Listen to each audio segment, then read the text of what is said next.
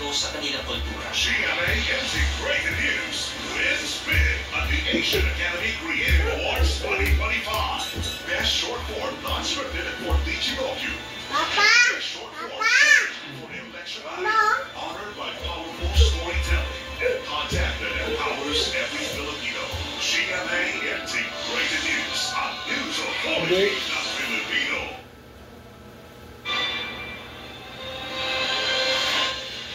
Patay ng walang habas na pagpaparilin sa kanang bahay ang kapitan ng Barangay 3 de Mayo sa Digos, Davao del Sur.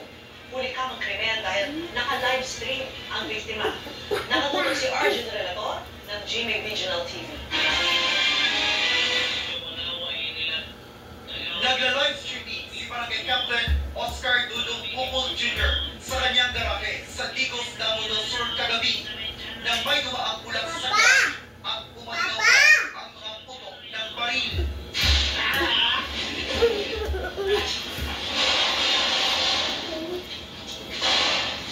Nakatayo at natatakbo pa sika habang duguan ang kanyang kamay at braso.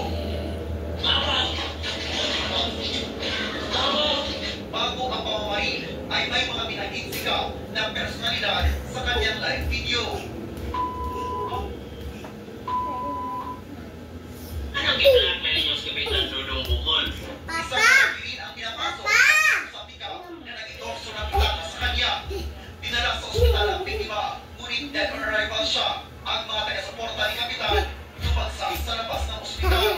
Ayon sa mga saksi, dito umano puminto ang ulang sasakyan. Hindi na umano bumaba ang gunman mula sa sasakyan at binaril ang kapitan na nakaupo. Ilang metro ang layo mula doon sa kanilang garahe. Ayon sa chief tanod ng barangay, may mga bantana sa buhay si Kapitan Bukol. Murag na ang yun, sir. Pero ano yung instruction ni Kapsenya, sir?